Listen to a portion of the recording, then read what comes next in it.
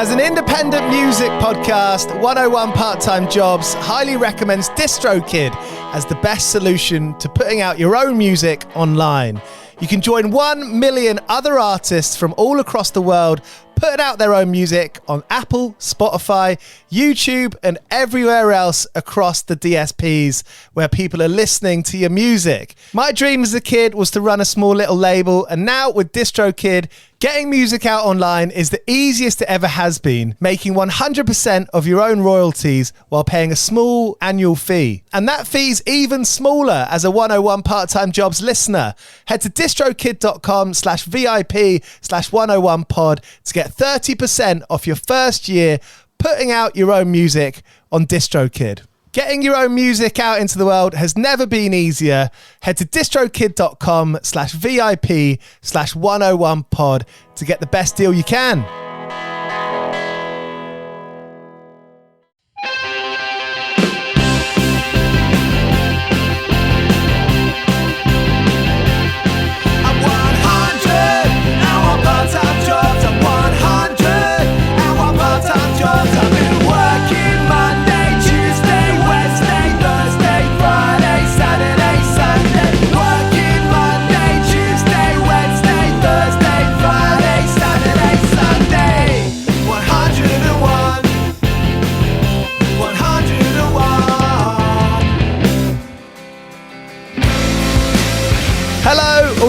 You're listening to 101 Part-Time Jobs with me, Giles Bidder.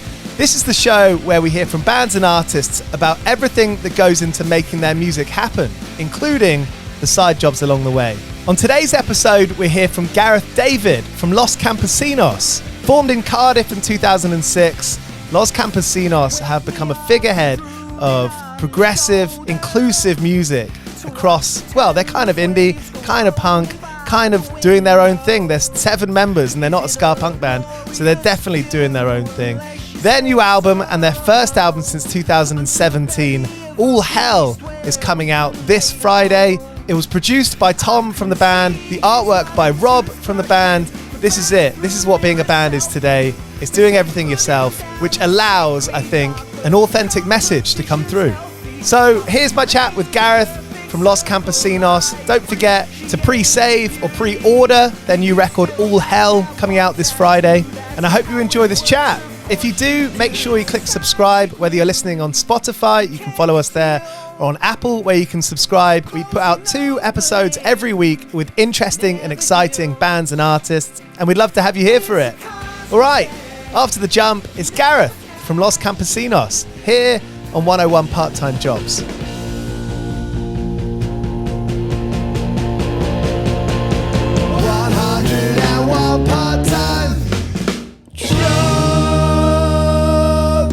Before you started writing All Hell, you didn't write any songs in the gap, did you? I read. No, I never do. I don't ever think of myself as a writer or a musician or anything like that until I have to. That's so funny. Yeah, I know at some point it'll backfire, like it's inevitable. At some point I will come down to, I'll be cocky and I'll get into the studio or whatever and I'll be like, right, here we go, and it won't be forthcoming, but it's got me by. I think it keeps me honest. It means that hopefully between albums, I'm not just thinking I'm doing other things rather than just thinking about being an artist all the time. But I wish it wasn't like that. I wish that I was writing all the time. I wish that it came to the studio and I had 20 songs written and could just like enjoy the experience rather than stressing myself out and having to promise Tom. And to be fair, Tom does always believe me, but having to be like, it's okay, it'll happen. But yeah, that's my way of doing it. And so like whenever, quite often fans will be like, you got any tips for songwriting? I'm like, no, absolutely not. No, like don't listen to anything I've got to say about songwriting. I'm the last person to use as an example. Why do you think it is that you do that you don't write, that you don't see yourself as a writer? I think some of it is a sort of, and I appreciate this is a negative on my part. I think some of it is a sort of working class guilt whereby I don't feel like spending my time writing silly songs is worthwhile. I think that's a big part of it. And I would acknowledge that that's not a healthy way to think, and it shouldn't be, but there we go. And I think a lot of it is I can't imagine writing a song and then it not being recorded until 2 years later and still thinking, yeah, all those lyrics are still good. Like, I think because I try to be very honest and direct in my lyricism, I think that if I was to, it needs to be like really looked over until the very last minute. I'll often be, I'll be writing in the booth, like it'll be finished for all terms and purposes, but I'll be thinking, well, could that line be a bit different? Could is that rhyme good enough? Or is this really completing the point that I'm trying to tell here? So if I was to do that 2 years ahead of being in the recording studio, I would just spend that 2 years writing it into a different song, sort of thing. So it's a mix of those two things. And yeah, as I say, it's not healthy. I don't like it, but 18 years of songwriting now, I guess that's the way it is. You had such a big chunk of time away. And before then, it was like you were touring all the time. You're going like hell for leather. It seems like you're kind of putting everything else in life, work, perhaps relationships, steady places to live, on the wayside in order to do the band. And now you had this big chunk away, and now you sort of come back seemingly as a more relaxed, perhaps part-time band. Los Campesinos is as popular as ever, from the way I see it. Yeah, it's crazy. I think we're the best band we've ever been. We enjoy it more than we ever have. You reference how before it was touring all the time. In this 7 years between records, we did like a couple of we did like 5 10-year anniversary records, which is what it is. Like the first album released in 2008, did a 10-year thing for that, and then No Blues 2013. We've just last year we did a 10-year thing for that, and there were 3 albums in between those two. So that obviously leads you to doing a lot of looking back and reminiscing, and it breeds nostalgia. So I was going through. I'm a big spreadsheet fan. I've got a spreadsheet of every show we've ever played with loads of details. Really? And yeah, there's actually a really cool thing on our website. We've got like a gigography of every gig we've ever played, and fans can go in and submit their photos and memories from any gig. So that's like a really, really fun interactive thing.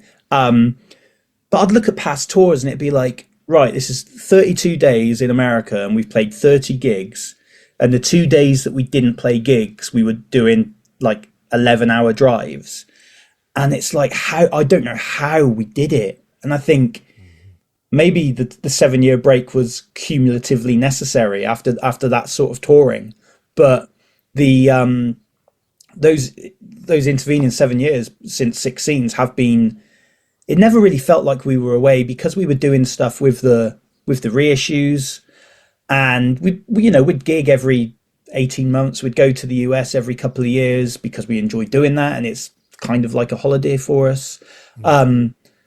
But it was really amazing to see that the fan base didn't drift. Like we gained more fans, and a new younger generation of people have got into LC, and that's like incredibly rewarding to do that, for that to happen so long into a career, when I don't think it's unreasonable to say that most of the bands that came up at the same time as us rode that same wave of buzz initially, didn't last beyond 2 albums or 5 years. And for us to have found a way to make that work nearly 2 decades on is probably the like most rewarding thing of our musical career. And yeah, we find ourselves 7 years on, having just done a massive US tour, new album imminent, UK shows selling out later in the year, 2000 Trees appearance, which I know you'll be excited about being at 2000 Trees as well. So like, it's just, we appreciate it now more than we ever have. And it's a beautiful thing to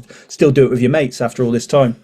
Has it always been a big part of your brain? Has there always been this big section that, when you wake up, when you brush your teeth, when you go to bed, there's a part of you thinking about the band? Yeah, and I probably wouldn't want to admit that. I think because I would say that directly contradicts what I said previously about that, like never identifying as an artist or anything like that. But Los Campesinos as a sort of separate entity that I can kind of detach from, I guess LC feels more like a club or a group of mates than it does a band a lot of the time. And so yeah, I it's what I think about a lot, and it's what I want to be doing. And I've been, in that interim period, I was busy with other hobbies and with work and stuff like that. But it's LC that ultimately is what I want to be doing and what I enjoy doing. And there probably were times, never where we thought in that period of time that we would stop being a band, but maybe we thought, will there ever be necessity for us to be a band, or a reason for us to be an active band? And so to be back now and to be doing so well, and it to be filling so much of my time is a real relief, and yeah, I'm very happy about it. There's so much more outside of writing that goes into a band. You basically do everything yourself. Even if you have a team, a manager, a booking agent, a PR, most of the time it's good. The ideas and the work is going to be started off by you and then joined in by other people. Is that right? I would say so. I would say if it's not like that, then you're not experiencing it in the best way. I'm sure there are bands where they leave all their ideas and thoughts to a manager or a marketing team, but I can't imagine that would be very rewarding. And I don't think that the results would be as good. I think that any band that is exciting and creates something that music fans want to enjoy, I think those ideas have to start with the band, because you are essentially the person who's delivering those ideas to people, and you have to care about them. Otherwise, music fans are smart, and there's so much choice of what they can listen to. If they don't, I think authenticity is really important for most fans, and they can tell if you're phoning something in, or if you don't believe in it, or if it's very clearly just like a marketing ploy or whatever. So I would agree with you that you've got to be thinking all the time. It's not just playing the shows and writing the songs. It's like, how can we deliver this in a way that extends what we're doing and really matches with our ethos or our ideology as a band or whatever. And yeah, that's got to come from the band itself. I'm fascinated by people who will start an idea and have a thesis or have a philosophy and stick to it, because look, I'd love to say I've had this one idea and I've stuck with it all through my life. There's some kind of perhaps probably ego thing that comes with that, but that's not real life. You doubt yourself, you kind of lose confidence, you get shook every few years. How do you think you've been able to, you personally and you as a group, maybe two separate questions there, but how do you think you've been able to kind of maintain that kind of channel of pure energy? I think a big part of it has to be validation from people that like the band. I mean, I'd like to pretend it wasn't the case, but the validation of going on stage and people responding in the way that you hope they will is huge. And I think also when we come up with an idea, we do something, to have affirmation from people that, yeah, we like what you're doing, we like why you're doing it. That's super important. I think one thing with us as a band, in terms of lots of what we do, it's come to us later in our career. I think sometimes we get a little bit more credit than we deserve in terms of the first 3 or 4 years of us being a band. We were very much a part of the music industry proper, if you like. We had we were signed to proper record labels, we had a proper manager, we had marketing teams that would work around us, and every single time the sort of levels of success that we were hoping to achieve, we failed. When we signed as a band, we were one of the last bands to sign before the music industry went to shit. So we got a big recording advance and we got a big publishing advance, and that didn't change our lives as individuals. It's not as if we saw any of that money, but it meant that we were able to fail, essentially, because we could go out and play shows and they wouldn't be as well attended as we expected or the record label hoped, but there was that money in the pot to keep us going, and that's what saw us able to keep going back to the States. And back then we toured Europe a lot. We'd go to Japan every year, and then we had the great fortune of the Budweiser advert, which was a huge chunk of money, which again we didn't take any of personally. We put it in the pot and we kept touring. We kept enjoying being a band. We used it to record. And it's only really when we broke away from the conventional management and record label, because it was kind of clear that we weren't making anyone any money. We were just costing people money. But it's then that we were able to sort of assess, hang on, what do we want Los Campesinos to be? What's it about? And that's when we were able to start doing a lot of the things that we do now, which are ideological, which we think are important within the context of the music industry. But one of my few regrets in our career as LC is that we just didn't do it earlier. We've always held the same beliefs as we do now, but I think perhaps before then we didn't think we had the power to sort of say this is what we want to do, or we didn't think it was our place to say it. Whereas now, being self-managed, self-releasing, not working with PR or marketing or anything like that, we can just do as we wish and like be the pure version of Los Campesinos, I guess. Do you think that's partly because when you have a team, you can't help but kind of rely on people and be like, oh, they're gonna do that. Whereas if it's you if it starts and ends with you, you have to be across it. Yeah. And I think, everybody that we've ever worked with has been really good and really talented.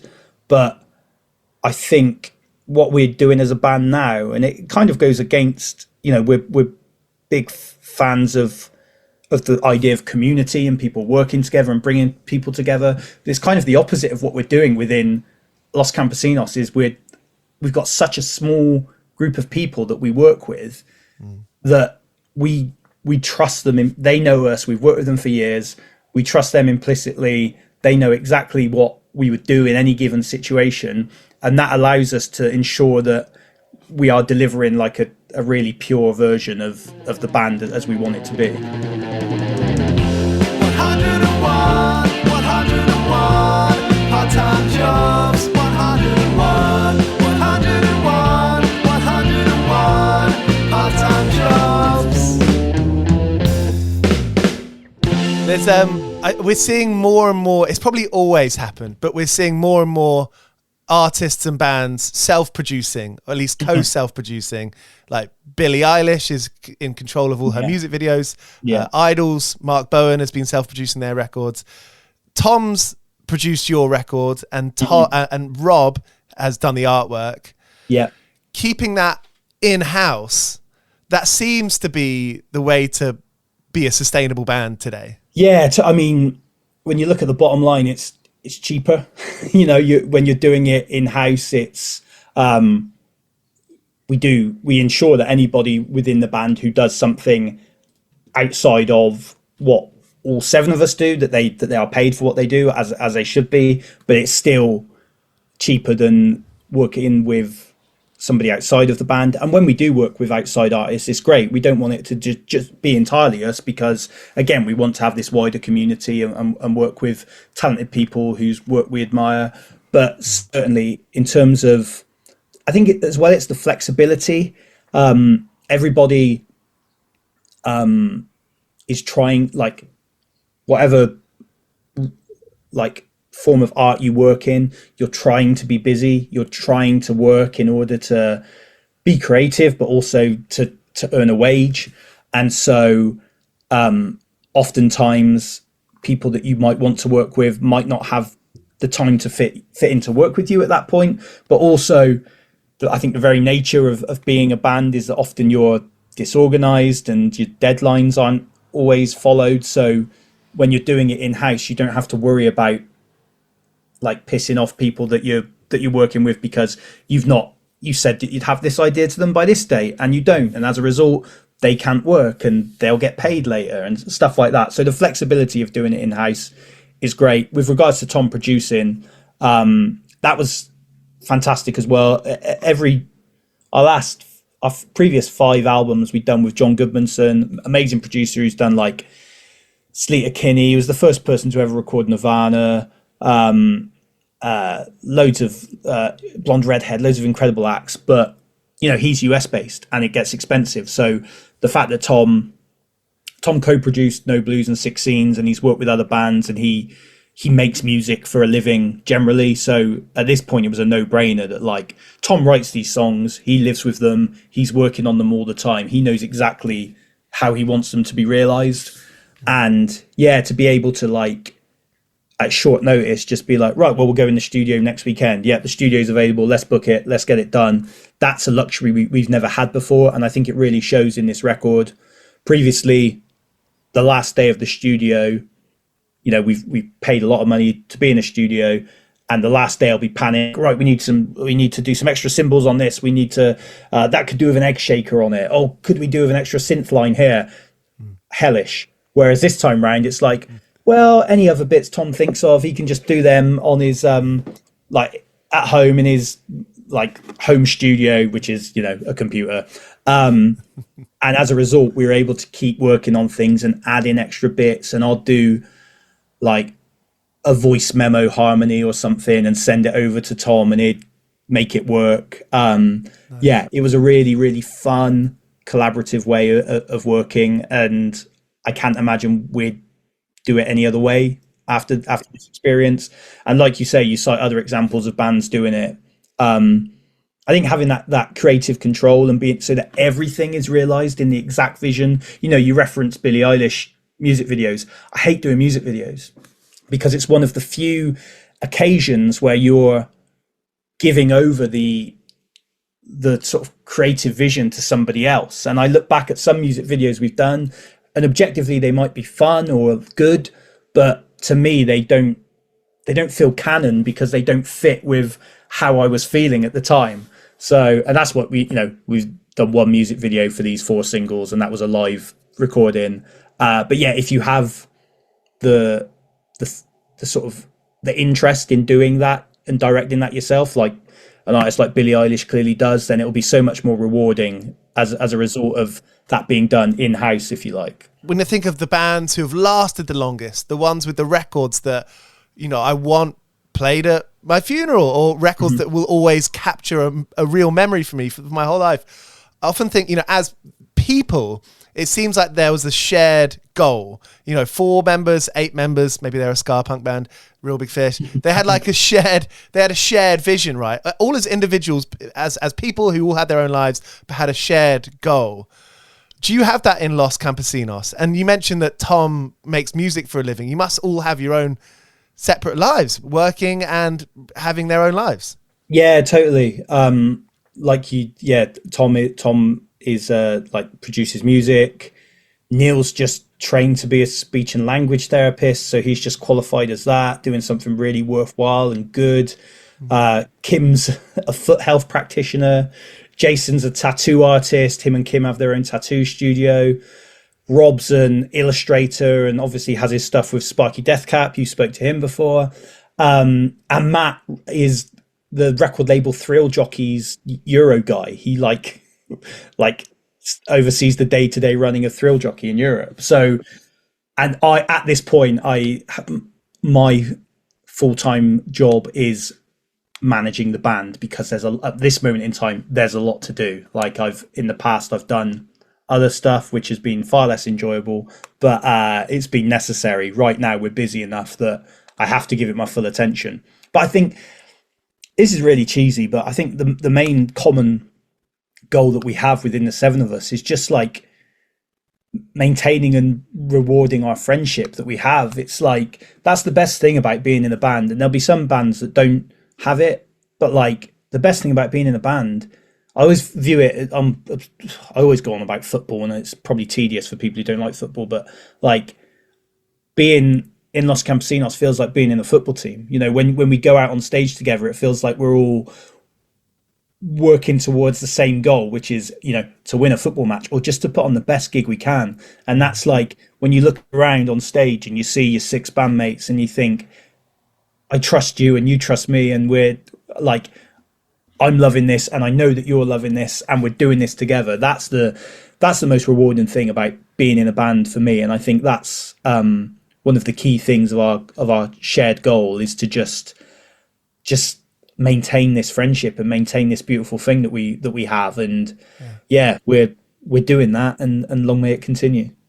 In some of those early Clash documentaries, they'd be like, when we're going to go play a gig, we're going out to war, we're going to, and that sort of confused me as a teenager watching these docs. I was like, what do you mean? It's punk rock, but it's still music. I think as I get older, I realized that if you can get past the age of 30 without being really worn down by people around you, and I'm a very positive person, out of curiosity, I think. But if you can get to a quarter middle age kind of time and not be put off by life, you've done a good job. And now I start to realize that actually, I think what they meant by that going to war is the fuck everyone else. This is our time. It's a bit of a Goonies, our time down here thing. And I realize that more and more, when I go see music. I can see where they're coming from. A friend recently, before we went to the US, was like, do you never get nervous before you go on stage? And I never do. I don't think I ever have. And I was trying to explain it to them, and I don't know, this will resound with some listeners, and some listeners will be perplexed, but when I go on stage, I feel like there's the famous clip of Roy Keane in the tunnel at Highbury going out to play for Manchester United against Arsenal, and it's when Patrick Vieira has tried to start a fight with Gary Neville in the tunnel, and Roy Keane is just stood there in the tunnel, dead-eyed stare straight ahead, looks like the angriest man in the world, like he's ready just go out and sigh through somebody, as he obviously did. And that's how I feel going into a gig. I just feel so focused, like I'm going to walk on that stage and sort of feel like I own this stage, I belong here, and that's the zone I get myself into all the time. So I absolutely understand where the Clash would be coming from with that idea of it's like going out to war. It's just like, you've got a job to do, and I'm going to get it done. I'm often humbled. I'm often incredibly moved by the response we get from fans, but at all times I feel like I'm in charge here, sort of thing, and we're putting on a good show. One of the things that people learn very quickly about Los Campesinos is that you're an inclusive, progressive band. For me, when I go to a gig now, I'm seeing more gay people, I'm seeing more trans people, I'm seeing more people who, in the words of Limp Bizkit, don't give a fuck. Yeah. And when I was younger, you didn't see so much of that. How have you seen it from your perspective on being on stage and going to gigs? How have you seen the sort of last 15 years change in terms of people going to guitar music gigs or gigs across the board, but people you're seeing to gigs and feeling that energy of inclusivity? Yeah, I think I should start by qualifying. Although we try to be as inclusive as possible, there's more we can do. There will always be more than we can do, and we shouldn't feel smug in what we're doing already. We should always try to ensure our gigs are as inclusive and as safe a space as they can be, and we'll continue to do that. But I think, like you say, over 15 years, you'll remember as well, 15 years ago, live music was just bro central. It would be dudes, it would be just white dudes who read The Enemy, all dressed the same. You'd have a mix of people barely responding to the music at all, or just going all out and trying to fight each other. That was certainly our experience in the early days, and I think it wasn't always the most comfortable environment to be a female in a band. And that's by no means completely reversed now, but I think that this tour we've just done in the US, it was amazing to be touring during Pride. So every night, because people come to our shows feeling like it's somewhere they can be themselves, just the display of queer love and of people openly in same gender relationships, or the number of trans fans that we have who feel completely at ease at an LC gig. That's where we can, I believe, as a band that is very open about how you embrace those things, you can make a real positive difference. There'll be lots of bands that that are welcoming to LGBTQ plus fans, but I feel like you kind of have to be vocal in that as well at this point. I think because of, you know, the amount of transphobia that there is in mainstream politics and in the media at the moment, and how even with a new supposedly progressive Labour government, there's still some real threats around self-ID of gender and things like that, that really now bands, if they care, they need to be very, very clear in that, like, there is no space for transphobia at our gigs. There is no space for misogyny or Islamophobia or anti-Semitism. Like, this is, if you are here because you have the same principles as us. And I appreciate as you get bigger as a band, it's more difficult to maintain that. But I think the start point is just being very vocal in saying, these are like lines for us that you cannot cross. These are like, we are inclusive. We do care about diversity and inclusion within our audience. And yeah, I think there are probably lots of bands who feel like that, but maybe should just say it as well, so that there's no room for confusion at all, and there's no room for anybody to be a dickhead at their show or within their fan base. I think that vagueness can be really problematic, because no one's always, I will never always be right. It's a conversation. You're learning every day. You're learning from how other people live. A conversation there is so important. It has to be, there's a two-way conversation there. And it's continuous. And that's why I say, like, sometimes fans in their enthusiasm will, because we do make an effort with inclusivity, with low income tickets and things like that, some of our fans will sort of put us up there on a pedestal as like, this is the perfect example. It's like, it's not. There's like still so much more that we can and we should do, and we will continue to try to. So yeah, it is always a conversation. There will be missteps, and there will be times when maybe you don't have the time or the money to just make this thing perfect, but next time round you're forewarned, and you got to do what you can do to make it as safe as possible. You know, on this US tour just gone, there are a lot of fans confirmed about COVID still in the US, and it's something that we could have done more to make those fans more comfortable. Being a self-managed band, self-funded, it got to the point where I'm like a couple of weeks out of tour, and I'm like, I just don't have the capacity to do this. I would love to, but I don't have the time. We don't have the budget to take these measures. So this time that couldn't happen. Next time, you know, forewarned is forearmed, I think is the expression. And yeah, we're always looking at ways to be better, and I think all people should. You're not going to get complacent. No, and it would be easy to, when you're being pat on the back for things, and when you're being told you're doing a good job, it's too easy to be like, yeah, great, okay, fine, and sack it off. But yeah, it should always be looking to be better.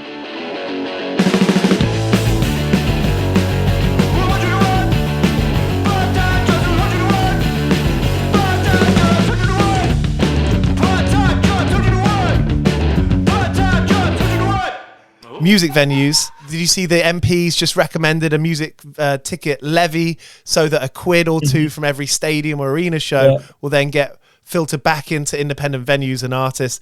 Obviously, that's a big job. No one knows exactly how that would work, but it's a start. That's pretty radical. Yeah, I mean, that would be outstanding. I saw some of the backlash to that, and it's just nonsensical from people who don't.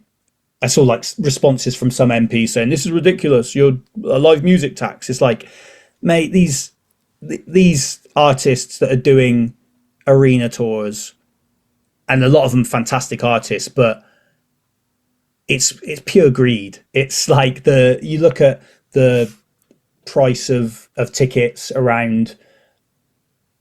I'm always very reluctant to name any artists because I don't want any any fan bases in our acts, but if you are charging £100 for a ticket at an 80,000 capacity stadium, you're fine for money, and you could be a bit more proactive in thinking, hang on, where was I playing 15, 20 years ago?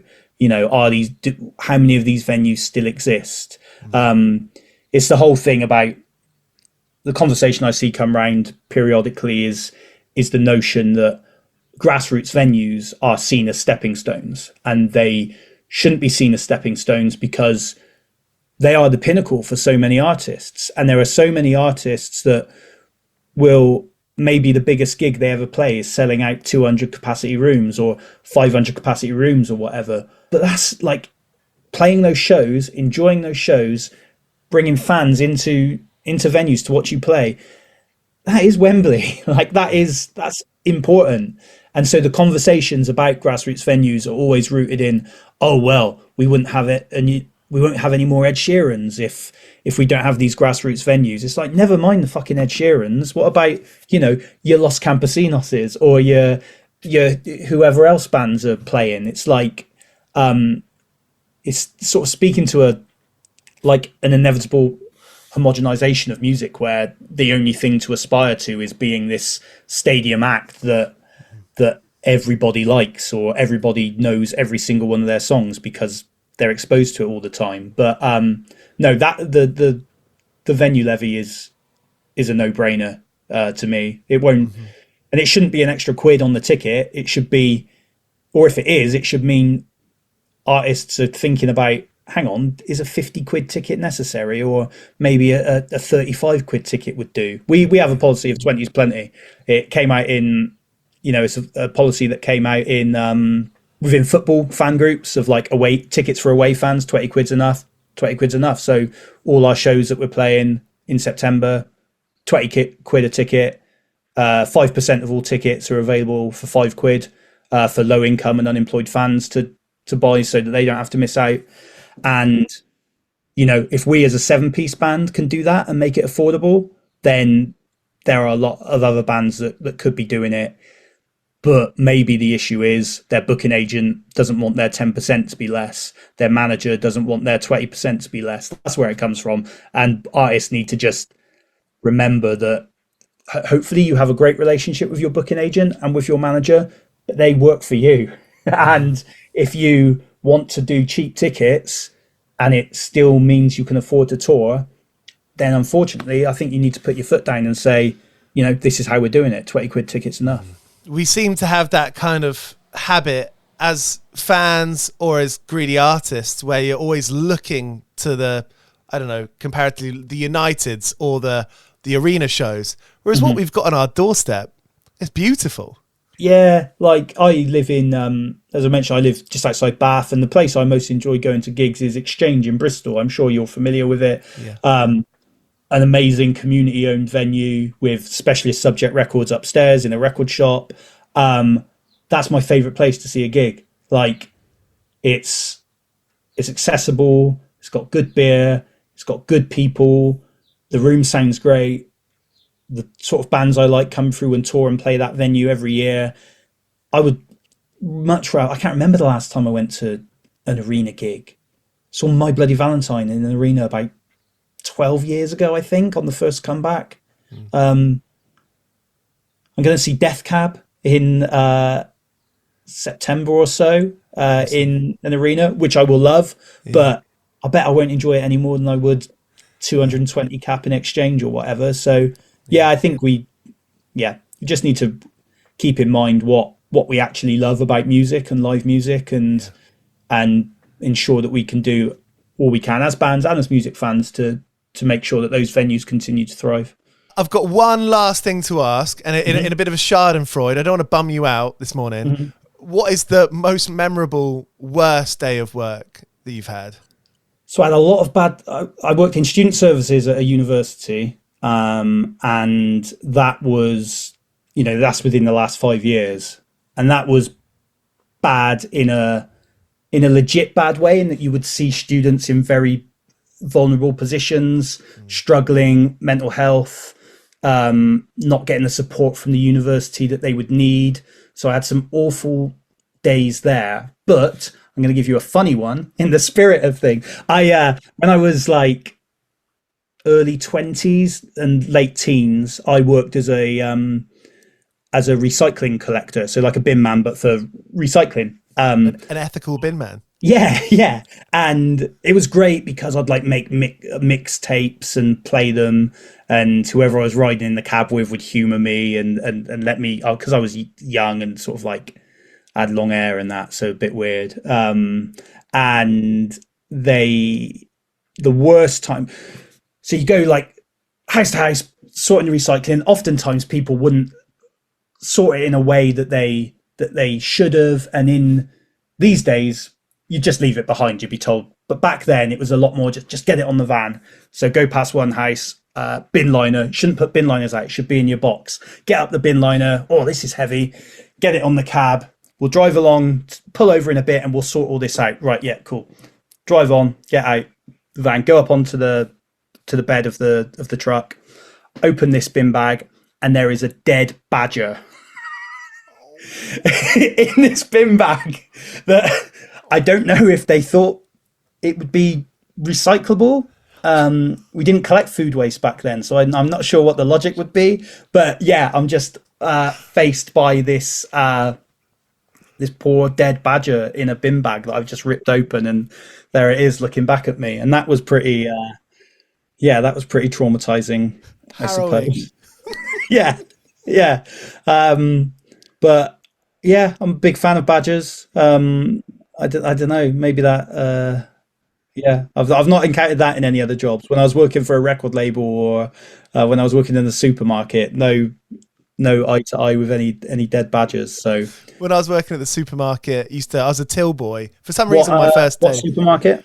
Waitrose 223, Berkhamsted. Okay, I was Safeway, which a lot of your younger listeners may not have heard of. How was Morrison's to work at, Safeway? Great logo. Yeah, Safeway. So it was Safeway, then it got bought out by Morrison's, and even before they could give us our new uniform, it then got bought out by Sainsbury's instead. But my formative years was Safeway. It was my first job, so it was your classic finish school at 3:30, start work at 4 until like 8:30. I was a mixture of, back then I was the only male checkout assistant, and the ladies loved me. My like 50-year-old colleagues, I was like a son to all of them. Did a fair bit of the trolleys as well. Trolleys very enjoyable, because you're just skiving the car park for the most part. I did enjoy it. It was good, but then I would like earn probably like 80 quid a week or whatever, and then I would go to FOP on a Saturday and spend £75 on CDs. It'd be like, like what? Probably wouldn't even listen to half of them because I couldn't consume music at the rate I could buy it. But no, I think as a teenager working in a supermarket, it doesn't really get much better than that. You'd have, when I turned 18, I was able to work on the cigarette counter, which was a lot of fun, especially when kids from like the year below you in school would come in and try to buy fags, and you'd be like, I know, you're in that class. I know you're younger than me. So yeah, those were, occasionally got to use the panic button that you get under if somebody came in threatening for cigarettes, panic button, boom, that was fun. Did that happen? No, do you know what? The panic button, the only time I pressed it was the time I found out what that button did. Whereas like, I'm like, what's this? Press it. And then 10 minutes later, police come through the front door like, what's happening? I'm like, don't know. I'm like, do you press the panic button? I was like, no. But yeah, that's how you find out. My training clearly wasn't as good as it should have been. A supermarket job is a rites of passage, isn't it? It's big time. It's any sort of customer facing job hopefully makes you be a better customer, more patient customer in the future. So Agreed. Yeah, never mind proposed national service. I think compulsory 6 months in a Tesco is the way to go forward at the age of 16. So there was Gareth from Los Campesinos. Thank you so much for being here. make sure you click subscribe or leave a review if you've enjoyed this and you want to know more about the podcast. On the Los Campesinos front, you can pre-save, pre-order their exciting new record, All Hell. The singles sound so personal and so meaningful. I'm really excited to hear the full record in its entirety, and I'm sure you're the same. So look, cheers for being here, and thank you for our sponsor, DistroKid. If you're in a band or if you're an artist, you can go to DistroKid and pay an affordable yearly fee and then make all your own royalties after that. Head to distrokid.com/VIP/101pod to get 30% off your first year there, making all your own royalties and joining 1 million other artists in effectively making their own record label. Record labels will have a distributor that they use. You could be your record label and DistroKid is your distributor. Make music, put it out. That's what this show is about. Get 30% off your first year at distrokid.com/VIP/101pod. 101 Part-Time Jobs is hosted by Giles Bidder and produced by me, Olivia Swash. This has been a Mighty Moon Media production.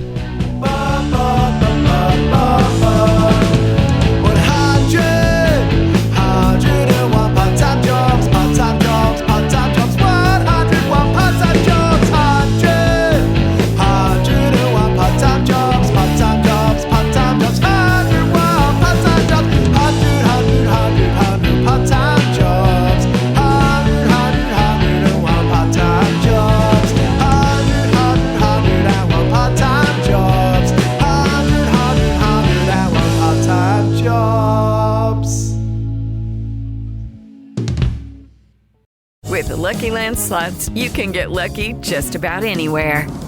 This is your captain speaking. We've got clear runway and the weather's fine, but we're just going to circle up here a while and get lucky. No, nothing like that. It's just these cash prizes add up quick. So I suggest you sit back, keep your tray table upright, and start getting lucky.